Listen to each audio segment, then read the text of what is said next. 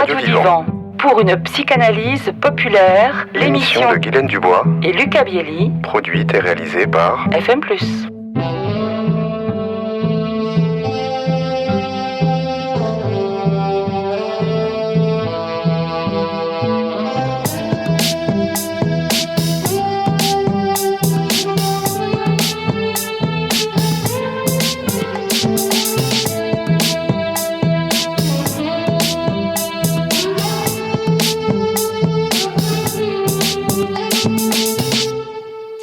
Bonjour Lucas Bielli. Bonjour Guylaine Dubois. Vous êtes psychanalyste à Montpellier. Et vous-même à Sète. Et nous allons parler aujourd'hui, pour ce Radio Divan, de l'angoisse. Oui, alors l'angoisse au sens large du terme, par exemple lorsque l'homme vivait de manière primitive, comme par exemple lors du néolithique, ces angoisses étaient principalement liées au danger de son environnement, que ce soit de par la violence des forces de la nature, la recherche de nourriture et d'abri pour échapper aux bêtes sauvages ou à l'attaque d'autres tribus. Bien entendu, l'angoisse de la mort était déjà présente. L'apport de l'agriculture a fait baisser l'angoisse de devoir chasser ou cueillir des fruits et légumes. L'écriture a de même apporté un cadre important, car il rassure de par son cadre, permettant une évolution dans la manière de communiquer, dans celle d'être compris. Bien avant ces apports, la danse, la musique et l'art étaient pratiqués de manière quasi identique pendant des dizaines de millénaires. Peut-être, pour faire reculer ces sources d'angoisse, l'homme a su se réinventer de bien des manières. Du point de vue de la psychanalyse, disons qu'il y a deux directions, celle d'un objet précis et celle d'un objet non connu. Un objet, c'est l'inverse de soi-même, qui est le sujet.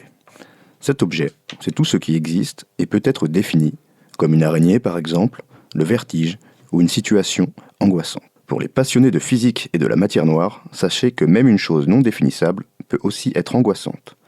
Une chose sans objet, c'est ne pas savoir de quoi on a peur, de quoi on angoisse. Revenons sur l'angoisse qui possède un objet, qui possède donc un quoi. Il existe autant de termes qu'il existe d'angoisse objectale. On parle souvent de phobie, comme l'arachnophobie, l'agoraphobie. Pour parler en termes simples et définir le réel de ce genre d'angoisse, nous parlons de peur angoissante lorsque nous sommes en face d'une situation, d'un sentiment, d'un être vivant. Le tout peut se combiner de bien des manières. L'angoisse non objectale ne possède rien de tout ça. Elle foudroie souvent ceux qu'elle touche sans qu'ils aient connaissance du pourquoi. C'est comme si un brouillard enveloppait entièrement l'esprit, ne laissant aucune compréhension du pourquoi cela arrive. Il n'y a rien de plus angoissant que l'angoisse. Demandez à des enfants ce qu'ils pensent des films d'horreur. Ils vous répondront que cela donne des cauchemars. Et ils ont raison. L'angoisse, c'est un air invisible qui semble être perpétuellement en nous, du début à la fin. En tant que psychanalyste, je pense qu'il faut assurément traiter ce nerf à vif avec précaution et tendresse dans l'acte de l'échange psychothérapeutique. L'angoisse est intime. Le monde comme volonté et comme représentation, disait Arthur Schopenhauer. Pour la plupart, la vie n'est qu'un combat perpétuel pour l'existence même, avec la certitude d'être vaincu. Et ce qui leur fait endurer cette lutte avec ces angoisses, ce n'est pas tant l'amour de la vie que la peur de la mort, qui pourtant est là, quelque part cachée, prête à apparaître à tout instant. Vous avez aussi étudié Internet et la question de l'angoisse, Lucas Bielli. Oui, Guylaine. Alors, avant de regarder l'actualité, les réseaux sociaux, il est évident de soulever le point que récemment, notre époque a traversé en peu d'intervalle de temps l'angoisse d'attentats, de soulèvements populaires, de pandémies, de guerres, de crises énergétiques, écologiques, de pauvreté et de famine. Tout accélère. L'angoisse, vous vous en doutez, accélère tout autant. Sur les réseaux sociaux, la pertinence et le nombre de vues proposent, comme pour la culpabilité, des conseils et solutions magiques pour se débarrasser de l'angoisse. Vous avez même des applications contre l'angoisse, du business de l'angoisse, ou de la tournure en dérision de l'angoisse, un sujet qui attire, toujours pour le business. Et avant de dire enfin une pléthore de vidéos qui vous expliquent comment en un instant, l'angoisse s'envole si vous vous abonnez à la chaîne. Cela n'est en rien inutile en soi. Parfois écouter ce genre de vidéos fait descendre l'angoisse, avec un risque insidieux d'y recourir par la suite. La psychanalyse que je pratique, que Guylaine pratique aussi, je pense, coupez-moi si je me trompe, n'a pas vocation à servir de pansement. Comprendre son angoisse en partie ou dans son ensemble prend du temps. Cependant, ce temps est nécessaire pour déjouer ce qui nous effraie. Eh bien, Lucas Bielli pour Radio Divan sur FM+. Guylaine Dubois, vous avez évoqué, Lucas Bielli, cette question de l'angoisse par un exposé fourni comme d'habitude, hein, Lucas. Oui, c'est un sujet vraiment très vaste qui nous touche tous depuis la nuit des temps et il était pour moi important d'essayer de revenir au plus loin et montrer que ça a toujours été présent quelque part en nous. Oui, alors c'est vrai que quelques petites réactions dans le temps qui nous reste. Ce que je voulais peut-être dire, c'est que cette angoisse, ce qui nous intéresse plutôt, c'est l'angoisse sans objet en fait, hein. Celle qui arrive, on ne sait pas comment, qui va provoquer une tension à la fois psychique et physique. On va peut-être être pris de tremblements, des tremblements qu'on va peut-être aussi appeler d'une façon beaucoup plus commune, stress, tout simplement, aussi. Et ce que je voudrais peut-être compléter par rapport à votre exposé, c'est que tant que ce n'est pas invalidant, eh bien, il n'y a pas besoin de consulter. On le gère avec les moyens du bord, on va dire. C'est peut-être quand ça devient vraiment invalidant que ça empêche la mobilité, que ça empêche l'expression orale, qu'à ce moment-là, en effet, il est nécessaire de consulter. Oui, tout à fait. Et c'est d'autant plus angoissant qu'on ne comprend pas ce qui se passe. Il y a une grosse part d'inconnu.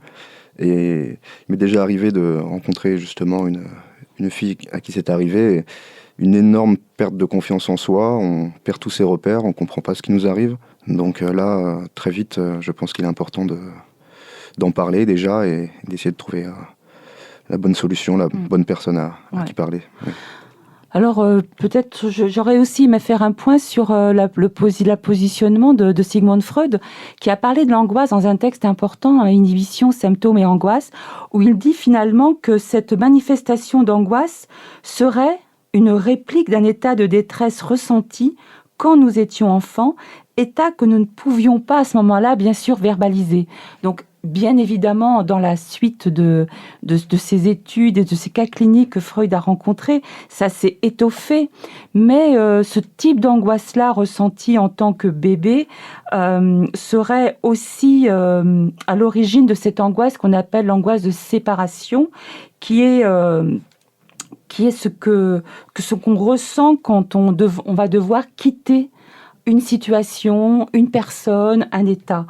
On le dit un peu vulgairement, on sait ce que l'on quitte, mais on ne connaît pas vers quoi nous allons. Et ça provoque aussi ce type d'angoisse que Freud intitulait l'angoisse de séparation. Oui, tout à fait. C'est très intéressant que Freud soit parti justement en parlant de l'enfance. Alors ça peut être évidemment dans la toute petite enfance, mais même dans la période de latence, par exemple, où un traumatisme peut arriver. Et dans ce cas-là, il va y avoir ce qu'on appelle un oubli. Ça va complètement disparaître de la conscience et de la mémoire de l'enfant, et peut-être plus tard, dans l'adolescence ou même à l'âge adulte, ressurgir en termes d'angoisse justement inconnue et non objectale. Et là, justement, tout le travail de faire remonter à la surface sans, bien sûr, en rajouter sur l'angoisse, très important. Il faut être très précautionneux avec ça. Merci, Lucas Bielli. Merci, Guylaine Dubois. À bientôt. À bientôt. C'était Lucas Bielli et Guylaine Dubois pour Radio Divan, une émission produite et réalisée par FM+. Sur une musique originale de William Balfour, à retrouver sur radiofmplus.org, sur YouTube et Deezer.